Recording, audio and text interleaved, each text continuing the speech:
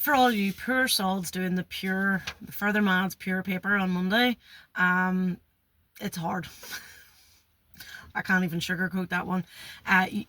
You need to learn every single process off as well as you possibly can. But the good thing about these papers is they are incredibly predictable. Like, there's always going to be a simultaneous equation. There's always going to be disgusting algebraic fractions. There's always going to be a log graph. It's nearly always in the same order as well. It's there. You know it's going to be there. You know they're going to word it in a way where it's like, huh?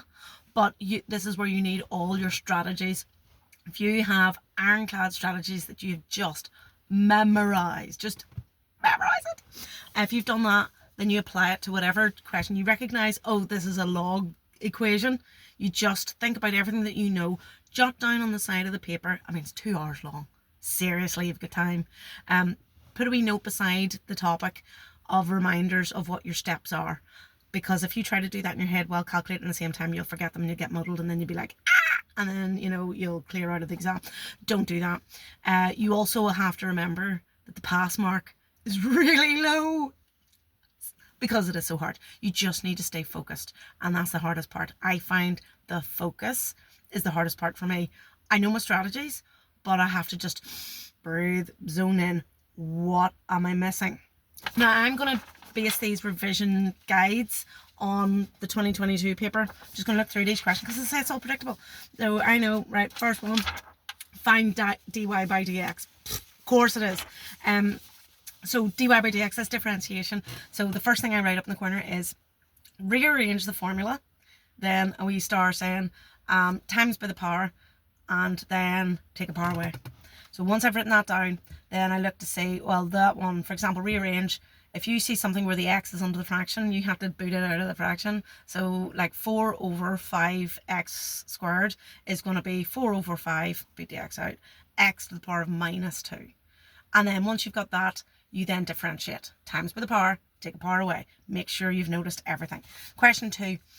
Well, I know straight away that's integration. So you see the wee kind of curvy thing, or if it says express this in terms of y or something like that, then you know that, just differentiate. If you're not sure and it says, express in terms of y, or y equals this when x equals that, or whatever, and it's like on this start of the paper, integrate them.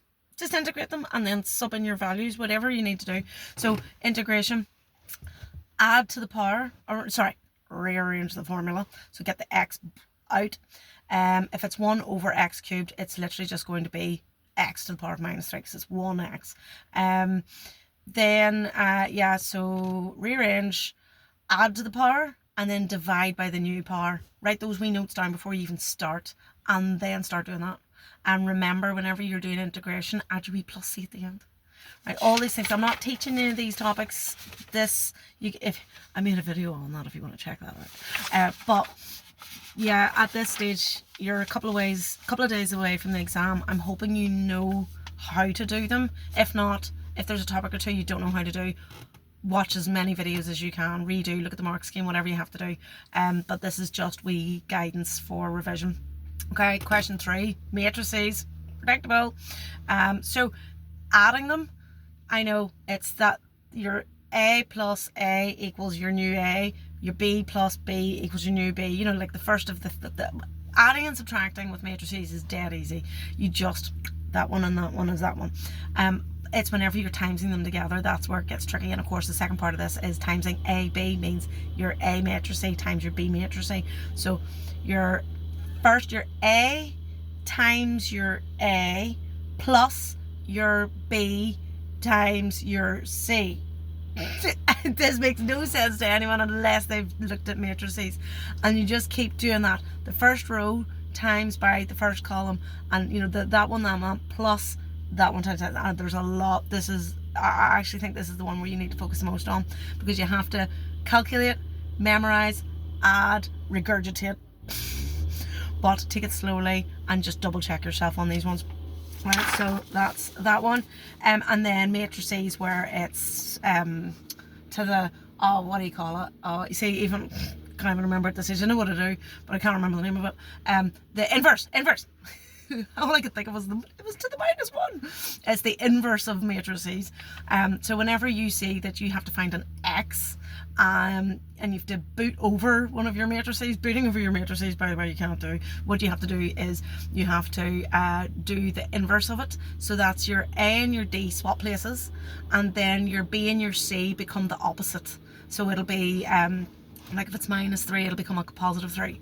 If it's a +5, it becomes a -5. They stay in the position, they just become the opposite. Whether it's a plus, it becomes a minus. Once you do that, you've got your whatever, your matrices to the -1, because that's going to go over the other side. Then you have to do the determinant, which is your A times D minus your B times C. Remember, if whenever you multiply B times C and it gives you a minus number, you have to minus the minus. So then obviously it'll give you a plus. Whenever you do that, you get your determinant. Say, for example, your determinant, what is it in this case?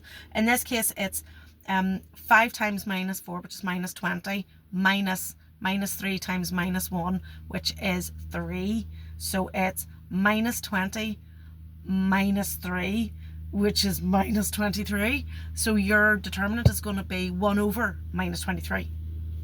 And then you put that across, it'll be your determinant, your inverse of that matrice, and times it by the other thing. Obviously the fraction thing you ignore to the very last second, and being -1 over 23, I'm pretty sure you're not going to be able to solve it any further than that. Right, so that's that one.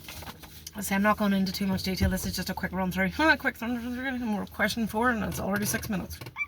Right, so then sketch the graph, blah blah blah. A wee hint, if you're not sure about drawing your graph, your sine cos graph or whatever, thank God it's not tan, the wiggly worms, you put it into your calculator. If you did sin 0 close brackets equals, it'll tell you whether it's at 1 or 0. And if you put in sin -90 close brackets equals, it'll tell you whether it's, well, you know where it is, whether it's 1, 0 or -1. So you can actually do that for each of your values. If it's like in this case it's all the minuses, -360, -270, -90, -100, wrong order, but put those into your calculator so it tells you where the graph is all going to go. It's 1 mark, but it's worth checking if you're not 100% certain of what it looks like. Then solve the equation. Right, you have to get this so that x equals something, and you boot everything over as you do it. So this one's 5 sine sin x -4 equals 0. So if I boot the -4 over, it becomes 4, so it's 5 sin equals 4. Then I boot the times by 5 over, and it becomes divide by 5. So it'll be sine x equals 4 over 5, and then boot the sine over, sine to the -1. And I'm going to put that in, hit equals, and see what value that is. Now, with this one, you're trying to see, is it positive, is it negative? Because that's where you know, once you kind of work out what that is, it'll give you a value. And then you look across at your graph. I find it's easier. Some people use the cast diagram. I prefer looking at the picture. I'm a picture person, and you look to see where is it positive, because 0 is positive. That's what I look at the original, it's a positive answer. So where it is positive, where does it cut through your wiggly line, and you can see approximately what degrees it is. Whatever yours is, that's where it goes into 1. It's going to come across the other side too. So it's almost like symmetry that it works in, and that tells you how to find those random ones, because I know that's a tricky one. Trigonometric equations, tricky to even say. Right, so that's that one. You just boot stuff around and then hence solve that. Well, that's just where you have whatever's inside the brackets. Like in this case it's 2 theta plus 8. That is going to be equal to each of your x values that you got on the previous page. So you have 2 theta plus 8 equals that value, 2 theta plus 8 equals that other value, and then you just solve it around to find out what theta is, and that's it, done. Alright, trying to go fast. Anyway, next, logs. Do you know, juggling about with the logs, I think they're always a bit rank. That's a topic I know myself. I need to keep, it just doesn't stick. I just have to keep reminding myself what it is. There's rules at the start. In fact, that might really help you. You're looking for connections. The start of the paper, it'll give you the logarithms. So if you see logarithms, all the rules on how to work with it when they're side by side, you know, you're adding them. It's the rules of indices but in reverse, and I just use that, juggle some stuff about. This is not great advice for that one, I know, and I apologize for that one, but it's one of those ones. It's only worth 3 marks, and there's always going to be at least one topic that's just like ugh. Yeah, those are the same type, and you're juggling stuff about, and I know that, you know, you spot things like whenever it's square root y, it's going to be, you know, a fraction, and sorry. Next one, solve the equation. Okay, this is where it is all part of it. This is using logs. Love these. See, this is, I'd rather get the 4 marker than the 3 marker. So I pay more attention to this one. So yeah, I really do. Should do a separate video on the log things. Not doing my homework. Right, so you've got the indice, which is in this one 3 minus 2x, the teeny weeny up in the corner. Boot that across to the front of it and then put logs in it. So it'll be brackets 3 minus 2x in big, and then log 7 equals, and then there's a wee 4x up in the corner. Bring that down to the front, and it's going to be log 5. And then you have to multiply everything out from the brackets. Then you want to get all your x logs, any logs that involves x in it, have those on the same side, and then everything else on the other side of the equals. And then almost the last step here, once you've got all your x's together, you factorize out your x. So have x in front of this big bracket of log 7 plus log blah, blah, blah, and then the other side is just numbers and logs as well. So then all you have to do is that entire brackets of just numbers and logs beside your x, boot it over, and it becomes divide by all of that. So you'll have your x equals that side divided by whatever you chucked over. Put that into your calculator and you're done. Just remember, whenever you're doing logs, it will open your brackets. Remember to close them. Right, so the next one, completing the square. Half of each value, so it's like the square root of each value of the x value. So here's x squared. Oh no, hang on, this is the number and reciprocal is equal to 8. I don't want to go into too much detail with this one because that doesn't always come out. No, I'm taking too long as it is. So no, completing the square, if it's x squared minus 8x plus 1 equals 0, the x squared minus 8x, you take the x and minus 4 because it's half of the x value. Put that into a bracket and square it, so it'll be x minus 4 squared, and then the 4 within that bracket, if you multiply that out, that would give you a 16. That 16 you have to get out of that whole equation. So I would have brackets x minus 4 close bracket squared minus 16 plus 1 equals 0. So once you have that, then you solve some stuff about, chuck the minus 15 over, and you know, eventually you have it on the other side, so that then you've got your x minus 4 squared is equal to that random number, and then you boot over the square and it becomes square root, so it'll be x minus 4 equals root, what was that, minus 16? Yeah, so it'll be 15, the square root of 15 plus or minus the square root of 15, then boot over your minus 4, so it becomes 4. So x is equal to 4 plus or minus the square root of 15, and then that's the answer to that. Just, yeah, solving the inequality, you want to have everything equal to 0. So if you're, or well, unequal, if it's not to 0, if you've got a number after your inequality, chuck it over so that it is all equal to 0, then you're going to have to factorize it, and it's usually a tricky quadratic. And in this case, like in this case, you've actually got a minus 5x squared, so everything had to go to the other side and become its opposite, and then your inequality, floop. That was nasty. And then you do your blah blah blah blah blah, your factorizing. I did a video once before about factorizing tougher quadratics. I would highly recommend you look that one up because it's so much easier, so much easier. Whatever way you use tougher quadratics, I might actually do another quick video on that one. Not yet, not today. So factorize it down so that you find your two values of x. And then I would draw my wee diagram. So in my x and y axis, and then plot my two values, is usually a minus and a plus. Do your wee smiley face, and then if it says that your x values is greater than 0, shade up to the other sides, the kind of wings, above the line, the x-axis. And if it's less than 0, it's going to be the wee smiley face shaded. God, I'm such a visual person. And then that's going to tell you what your answer is going to be, because if it's the wings, it's going to be your value of that is less than or equal to x, which is less than or equal to your other value. In other words, it's out the other sides. Or if it's that one, if it's the smiley filled in little bit of cup at the bottom of the, you know what I mean? If it's that one, it's going to be, oh my god, x is more than that, but x is less. I really need to have this. I need a visual. See, this is the thing. Further maths is absolutely mental, especially if you're doing it in your head. It's not a good idea. All right, no, I'll show you what I mean by this one. If you have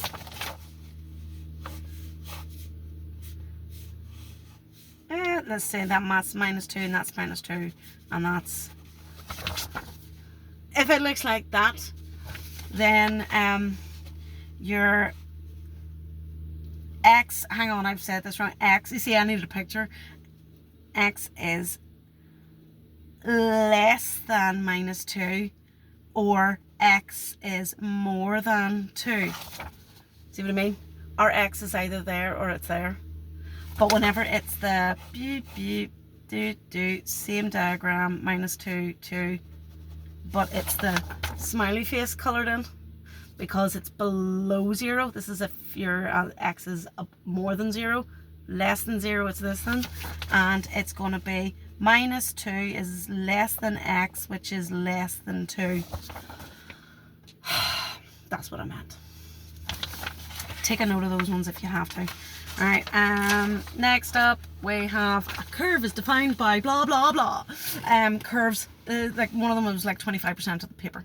So know your curves very well. I'm looking for trigger words. Find the equation of the tangent. Okay, tangent, that's a straight line. So y equals mx plus c is the first thing I say. And then at the curve where the point is equal to x equals 3. Right, so what you need to find is it's just like an ordinary equation of a line, find your gradient. And to find your gradient when it's a curve, it's differentiation. So you dy by dx your equation, and then put in your value of the x equals 3. That will then tell you what your gradient is. When you get your gradient, you put that in, and then you will find out, you'll have your gradient, which will be y equals something x plus c. You need to find your c, and to do that you have to sub in the value where x equals 3 and y, use the formula. In this case it's y equals 2x squared. Well, 2x squared, you know your value of x, so you put that in, find out what your y is, sub that into your y equals mx plus c, and then you'll eventually find your c, because it's the only unknown. That was 4 marks. Next up, at point A, the gradient of the normal is 1/8. Find the coordinates. Well, when the normal is 1/8, you know that the tangent for that would be 8, because it's -8, sorry, -8. It's going to be the negative reciprocal. It's the flip and minus.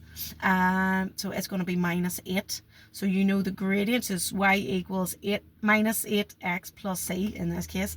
And then you can then find out what your y is, because you've got your equation from before, y equals 2x squared, whatever that was. And then when you do that, you can jiggy it all about. I'm trying to remember, this is 3 marks, so it's not the coordinates of A, so it's going to be it's always like flip these ones. I'm not answering this, I'm just like looking at it going, oh, why didn't I have the answered version of this? But yeah, you're subbing in all the values you have, and you're using the equation from the page before. You find your gradient, you find your equation, you can then find your points, your x and your y. Right, so then the next one, expand and simplify. You've got a cubed bracket, so it's 2x plus 3 upon 2x plus 3. Foil that, then whenever you get that, put the 2x plus 3 in front of that and multiply all of that out. It'll give you a big massive string of things. You can only multiply 2 things at once. And then I would separately multiply out the 6x minus 1. There's only 2 of those. Whenever you have that, it's going to be all of that gobbledygook simplified minus all of that gobbledygook simplified, and then you kind of mishmash it all together and see what you have at the end. 5 marks. Then express all of this as a single fraction in its simplest form. Oh, the joys. Right, so whenever you're doing algebraic fractions, you have to know how to work with fractions. Important. So first thing I do is factorize, factorize, factorize, factorize. If you can spot the difference of 2 squares, I can spot one. What the top one here, it's 4x squared minus 1. 4 is a squared number, and it's mine, and the x is squared, and the minus 1, that's a square, and it's minusing a square. So I know that that's going to be 2x plus 1, 2x minus 1, done. And then the bottom one, that's just x plus 1. And then across the other side, we've got a quadratic, but that's a tricky, don't think that's, I did this once before and I forgot that it wasn't just going to be x and x. So you use your tougher quadratics work to work out what that would be factorized as. Get your brackets, and then the one below 5x plus 5, well 5's in common, so it's going to be 5x plus 1 inside. Whenever you do that, as soon as you've factorized, then you remember that dividing with fractions is your KFC method. What am I talking about chicken for? Hopefully you know this. So KFC, keep your first fraction as it is, flip the second, and then change the sign to times. So then you're timesing them. So it's going to be that line times by that line, and then that line times, so it'll all gather in. You'll notice whenever you're doing that, you can then cancel out. So if you see like there's an x plus 1 there and an x plus 1 there, get them going. I love that bit. It'll tick all down until you're left with whatever's left, and then multiply those and then see what's left. See if you can simplify it any further. If a number goes into it or if a letter goes into it, just keep going until you can go no more and hope for the best. They are really tricky, by the way, so it's very easy to get lost in those. Next up, oh my god, I'm getting through this shortly. A curve is defined by the equation blah blah blah blah. Right, buzzwords. Write down your buzzwords with these. Find the coordinates. Oh god, this is a 7 marker. It just means you've to do everything. It's not broken down into a couple of different steps. It's the whole shebang. The coordinates of the turning points. Turning points, I see that. I write down on the side, TP equals dy by dx equals 0. Because obviously the turning point is where it's like that, and then it's going down again or up or whatever. So you differentiate, then you have your differentiation equal to 0 to then find out what your x values are. There's x values because you need coordinates, it's plural. Then you find out what your x's are. Then when you do that, you use the original equation to find out what your y would be when your x is that. So when x is that, y is going to equal, put it all into the equation, the original equation, not your differentiated one. And then you can find your x and y of both of them. You've got your coordinates. But then it says here, show a maximum and minimum. Maximum and minimum, my little note to the side, d2y over dx squared. That's how to find your maximum and minimum. So you get your differentiated equation and you differentiate it again. You just go through and then it brings it down to something smaller. And then that is what you're going to do to find your minimum. Whatever you sub in your x value of the first set of coordinates, and if that's less than 0, it's going to be your maximum. If it's more than 0, it's going to be your minimum. God, it's mad, it's nuts. That's how to do all of those ones, and that's that question done. But those are all the buzzwords in the usual places. Then you draw your wee picture. Your wee picture, your wee kind of bit of a brain break. You just go back and find all the coordinates that you found in the previous parts of the question and label them all. Minimum means it's going to go up after that. If it's the maximum, it's going to come down after that. That's how to know where that goes. Hence, find the area. Area in a curve. Integration. Make sure these buzzwords you know. So you'll integrate and use your, go back to the original equation, write it down, find the integration of it, and then what your 2x values are.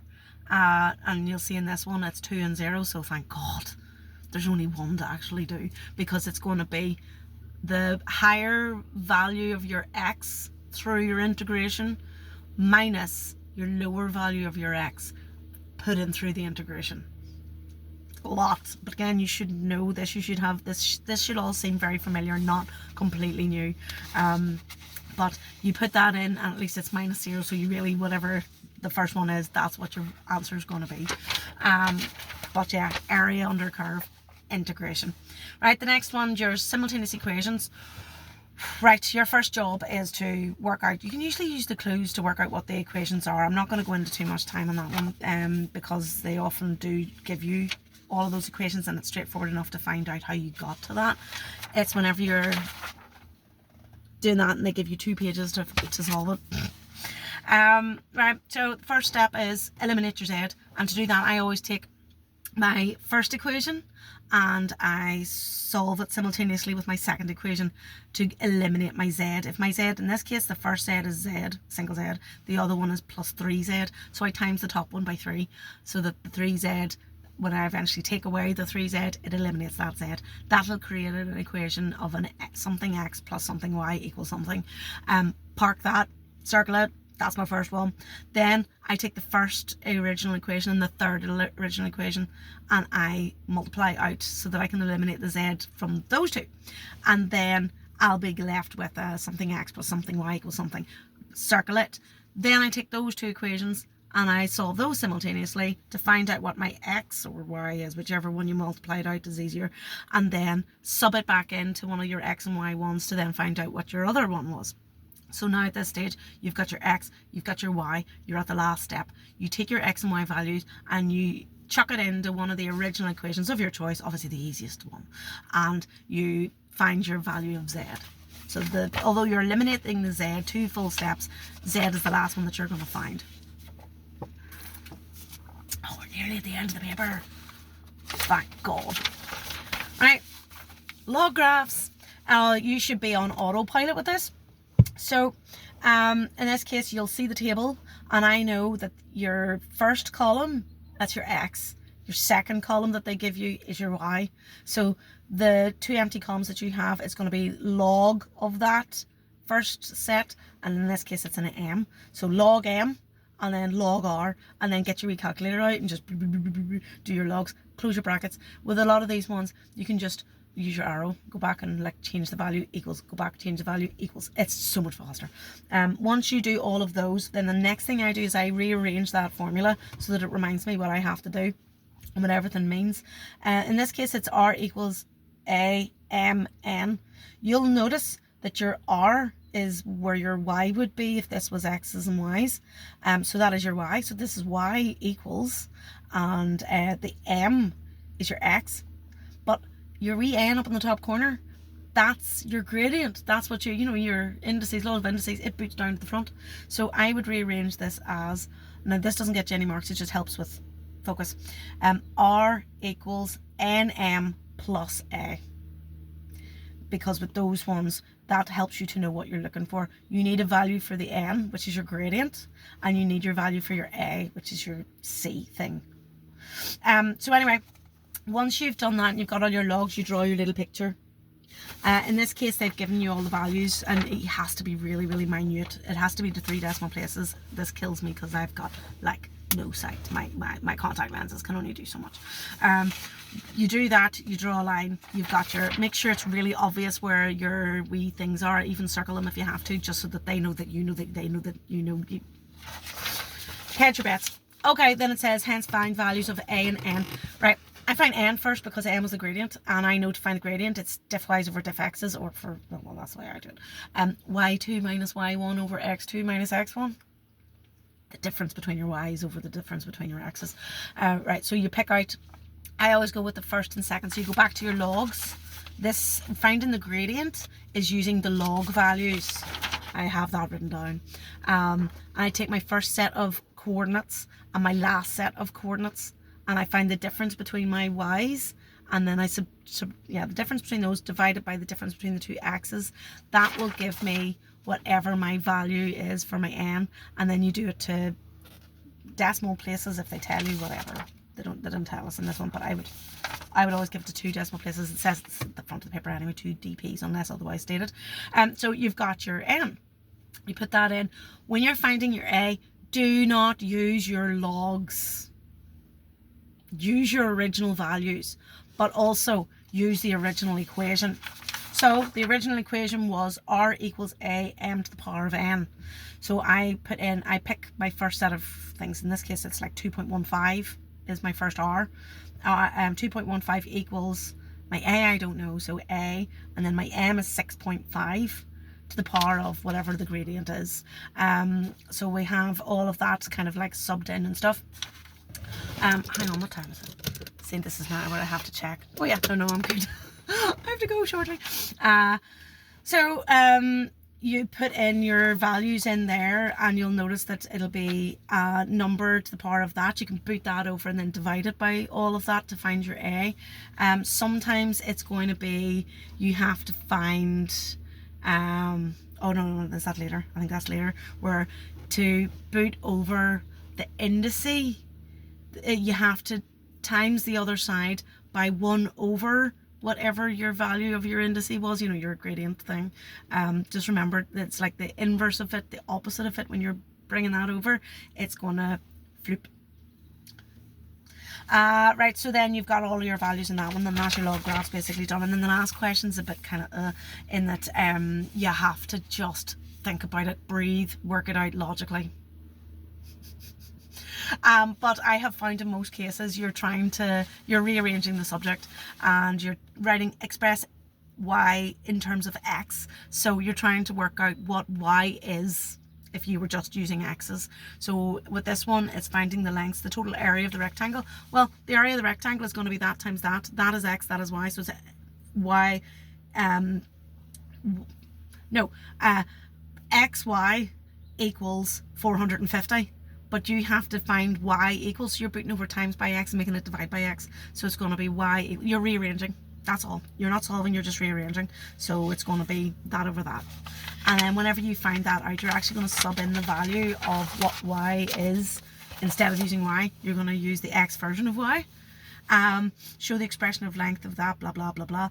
So yeah, you're just booting some stuff across there. It's going to be that plus that, but you're not using any y's at all. You're using what you found on the previous page. The 450 over x was actually what y was. So you're using that rather than talking about y. And then the last one, using calculus, find the minimum d2y dx squared equals 0. So to find all of that, you have it all equal to 0. It's all a bit rank, those last bits, but you're differentiating. Again, be good at differentiation. Put it all through, try your best. I know that, but to me, my head is fried at the end of the paper, and I'm just losing the will to live. But yeah, you kind of do what you can, juggle some stuff about, but I do know minimum, maximum, it's always in that last bit of the paper. d2y dx squared equals 0. Move stuff around. It's always going to be whatever you found in the previous page, and a little bit of logic. Right, good luck with your pure paper on Monday. It's going to be rank, but you do your best. There'll be things you'll fly through and go, yoo-hoo, thank God I studied that. And then there's going to be things, what the heck even is that? But you'll know what the topic is, and if you know what the topic is, just work through the way you normally would have done for other questions based on that. Breathe, make sure you've checked everything, go slowly. Do not finish the paper in half an hour. That's not a good idea. But I hope this kind of helps as revision. Yeah, it's tough. Low pass mark, low A grade. Check out the grade boundaries. You'll be okay.